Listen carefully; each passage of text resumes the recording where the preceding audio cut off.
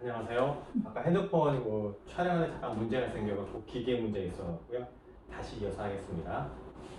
이제 등기부등본에 이렇게 있으면 표제부, 갑부, 을구가 있는데 이쪽 을구 쪽에 이제 압류한 내용들이 나타나요. 그래서 그러니까 은행, 세무서, 카드사가 이 경우 1월 2일, 1월달, 2월달, 3월달에 압류를 했다고 하면 그리고 이제 이거 갖다가 환가를 하게 돼서 했게 되면 어떻게 배분을 받느냐의 문제가 생기거든요. 다른 게 전혀 없다. 저당 설정도 없고 아무것도 없고 압류만 돼 있다고 가정을 하게 되면 압류는 이렇게 이제 이렇게 되면 이거는 이제 채권 비례 원칙이라고 그래가지고요.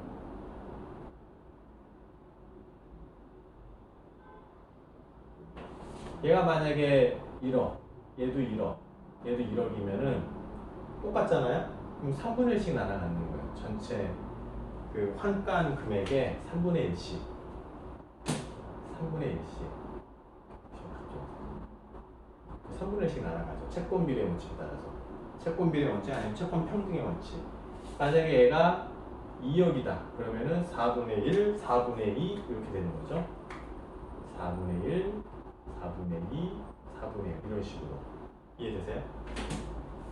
그래서 이제 우선 징수 효력은 선 압류 기간에 우선 변제 받는다는 게 표현이 좀 맞지는 않아요. 맞지는 않고요. 뭔가 이 중간중간에 이제 무슨 근저당이 설정되어 있고 그렇게 되면 이렇게 될 수도 있지만 일반적으로는 채권이에요. 압류라는 게요. 채권끼리 있을 때는 채권 비례 원칙, 채권 평등의 원칙이라고도 하고요. 만약에 중간에 물건이 된 근저당이 설정되어 있다 그러면은 물건 우선주의라고 해요. 물건 우선주의.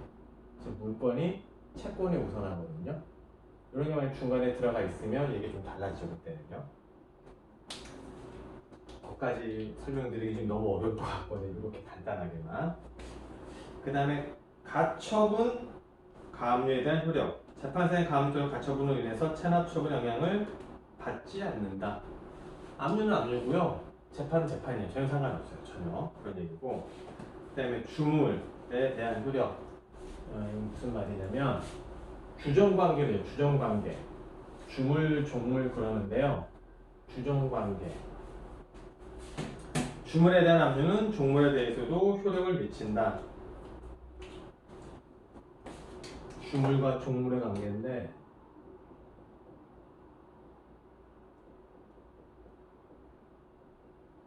예를 들어서 이제 자동차 이렇게 있어요. 그냥 이 자동차 같은 거 뭐가 문제에서 압류를 해요. 압류를. 그죠? 압류를 하면 압류가 자동차 여기 본네트만 합니까? 부분적으로 하는 게 아니라 전체적으로 다 하죠. 그죠? 그럼 여기 안에 시트도 있고 이런 거 다 있을 텐데 그런 건 종물이라고 볼 수 있거든요. 그런 것까지 압류 효력이 미친다는 거예요. 이해되세요? 그러니까 종물은 주물에 영향을 받는다. 즉 주물에 압류를 하면은 종물까지 영향을 미친다. 그렇게 이해를 하시고 그 다음에 과실에 대한 효력. 압류 재산으로도 생기는 천연과실 또는 법정과실에 대해서도 압류 효력이 미친다. 이 과실이 뭐냐면요. 지금 여기 나온 용어들은 일반 용어가 아니에요. 다 법률 용어예요. 법률 용어. 과실은 보통 우리 생각하면 과일이잖아요. 과일. 천연과실이 있고요. 법정과실이 있어요. 한번 들으면 쉬운데 처음 들을 땐 좀 당황스럽죠. 이게 뭐냐면은 과수원이 이렇게 있어요. 과수원에 이렇게 사과나무 이렇게 있거든요. 이렇게. 그래서 이제 이 과수원 농장주가 좀 문제가 생겨갖고 과수원 압류를 한 거예요. 그죠? 그럼 이제 이 과수원을 이제 봄에 이렇게 압류를 했는데 이 여름 지나고 가을 되면 막 사과가 이렇게 매달려요. 사과가. 과실이 생겼잖아. 과실이. 천연적으로요. 그럼 여기에도 압류 효력이 미치느냐 안 미치느냐 그 얘기인데 당연히 미친다. 당연히. 그런 얘기고요. 법정 과실이 뭐냐면은 통장을 압류했어요. 통장을 압류할 때 통장 잔고가 예를 들어서 2천만 원이었어요. 근데 시간이 좀 3개월, 6개월 지나니까 이자가 붙죠. 이자. 그죠? 이자를 갖다 법정 과실이라고 하는데 요 이자가 만약에 뭐 얼마 붙었다. 이자 알파가 붙었다. 그럼 여기에도 아무 효력이 미치느냐 안 미치냐인데 당연히 미치냐. 당연히. 그래서 과실에는 천연과실, 법정과실이나 이 과실에도 압류효력이 미친다. 이렇게 이해하시면 됩니다. 그 다음에 상속 합병 시 압류효력, 체납자 또는 체납법인의 재산 압류효력은 그 상속인 또는 또 합병 법인에 미친다. 이건 또 뭐냐면은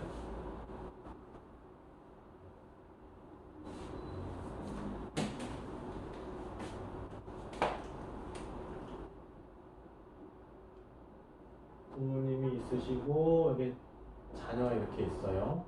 근데 갑자기 이제 아버지가 돌아가신 거예요. 그죠? 아버지가 돌아가셨는데 이제 재산 좀 많이 남겨주셨지만은 또 체납이 돼 있어요.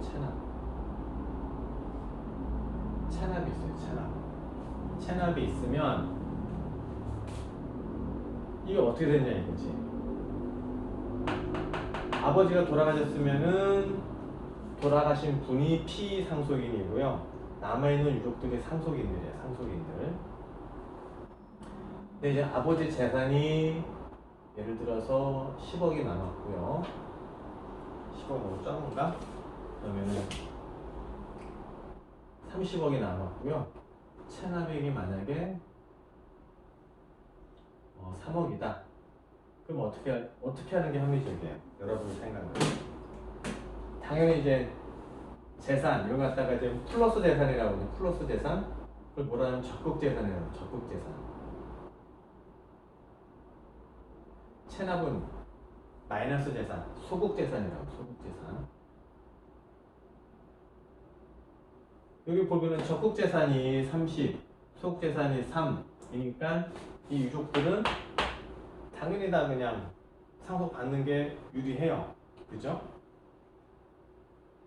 근데 반대로 재산이 3억이고 체납이 30억이에요. 그러면 이 적극 재산과 소극 재산을 다 그대로 상속을 받으면 이 유족들은 바로 그냥 체납자 되는 거예요. 체납자. 본인의 의사와 상관없이 체납자가 되는 거예요. 이건 너무 가혹하다 라고 해서 이때는 어떤 제도가 있냐면 마이너스가 플러스보다 클 때는 이걸 피해갈 수 있는 방법은 상속 포기나 또는 한정 상속 이런 제도를 활용을 하면은 이게 그냥 0으로 되게끔 하는 제도군요. 이렇게 할 수가 있어요. 어찌됐건 원칙은 아버지가 갖고 있는 적극 소극 재산이 다 상속인한테 가는 게 맞아요. 근데 이렇게 되는 경우는 나머지 유족들이 너무 경제적으로 가혹하게 되기 때문에 그때는 이런 보호 장치를 통해서 구제기를 열어주고 있습니다. 이렇게. 그래서 합병도 마찬가지고요. 그래서 체납자 또는 체납법인의 재산 압류 효력은 그 상속인 그다음에 합병법인에 미친다. 그다음 개별 효력, 유가증권, 추심이라는 거는 회수예요. 회수. 유가증권에 관계되는 금전채권을 추심할 수 있다. 채권자 대위에 의한 효력, 제3 채무자에 대하여 채권자로서 지위를 갖는다. 이게 무슨 말이냐면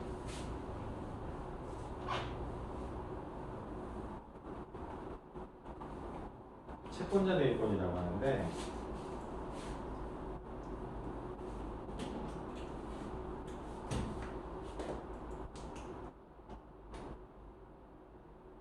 아까 잠깐 얘기했던 거랑 똑같아요.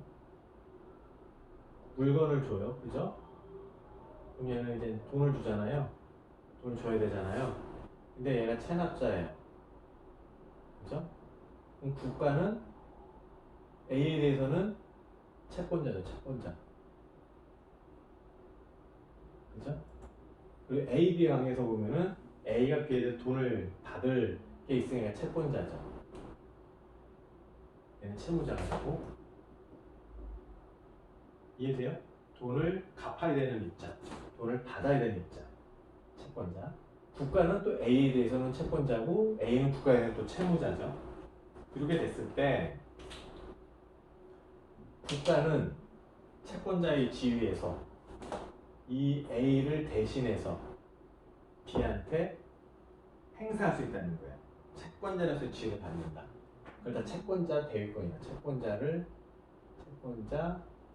대위권. 채권자를 대신할 위치에서 권리를 행사할 수 있다. 그래서 채권자 대위권이라고 하고요. 그래서 A가 B에 대해서 채권을 갖고 있잖아요. 돈 받을 권리를 갖고 있잖아요. 그래서 아까 얘기한 것처럼 편지를 보내서 여차저차 어떻게 해라. 이게 채권자 대위권에 기한 행정처분입니다. 그래서 이해되시죠? 이렇게. 일단 계속 수입 압류 효력. 급여 등과 같은 계속 수입 한번 압류를 하게 되면은 계속 압류를 한다. 그러니까 급여 통장에 압류가 되면은 계속 돈이 뽑혀 나가는 거예요. 압류 금액이요. 그렇게 이해하시면 되고요. 이 압류 효력들입니다. 다음 204페이지 압류 해제 동그라미 A, B번호 보면은 필요적 압류 해제 요건 점 4개 나옵니다. 납부, 충당, 공매, 중지, 부가 취소 등의 사유로 압류가 필요가 없게 된 때 아니면은 제3자의 소유권 주장이 상당한 이유가 있을 때 그 다음에 밑에 점 중에서 읽어보시고요. 충당이라는 게 뭐냐면 자 봅시다. 충당 어디다 채워주는 거예요. 채워주는 거 충당이라는 건요. 충당 예를 들어서 A라는 사업자가 있어요. 법인 사업자예요. 법인 사업자인데 이 사람이 3월 31일까지 법인세를 신고 납부를 해야 되는데 신고는 하고 납부를 좀 덜 했어요. 그리고 체납이 예를 들어서 1,000만 원 체납 중이에요. 그죠? 근데 이제 법인은 분기마다 1, 2, 3, 4 분기마다 부가세 신고를 하거든요. 그래서 이제 2, 4분기 부가세 신고는 6월달까지가 4월에서 6월까지가 2, 4분기니까 요거에 대한 부가세는 7월 25일까지예요. 부가세 신고를 해보니까 환급이 예를 들어서 한 300만 원이 발생했다. 어떻게 될까요, 그러면? 국가 입장에서 보면 한쪽은 돈을 받아야 될 게 있고 하나는 돈을 돌려줘야 될 게 있어요. 어떻게 국가 주머니에서 나가는 거예요. 그럼 이때는 어떻게 하냐면 국가 받을 돈을 먼저 이렇게 채워요. 그걸 충당이라고 해요. 이걸 충당이라고 해요. 먼저 체납 중인 금액이 있으면 여기에 우선 충당을 하고 우선 충당 뒤에도 금액이 남으면 납세자에게 돌려준다 그러거든요. 이 환급이 300만 원인 경우에는 100% 이쪽에 충당이 되는 거고요. 300이 아니라 만약에 1200이다 하게 되면 충당은 1000만 원 하게 되고 환급은 200만 원을 돌려받겠죠. 이렇게 되는 거예요. 이해되세요? 이렇게. 오케이. 그 다음에 동그라미 B 임의적 압류 해제 요건 점 1. 첫 번째 점 압류 재산 가격이 변동해서 체납액 전액을 현저히 초과할 때. 그다음에 마지막 점 체납자가 압류할 수 있는 다른 재산을 제공하여 그 재산을 압류한 경우 즉 재산을 갖다 바꾼 거예요. 이렇게. 자, 그럼 오늘 여기까지 하고요. 다음 시간에 또 보도록 합시다. 네.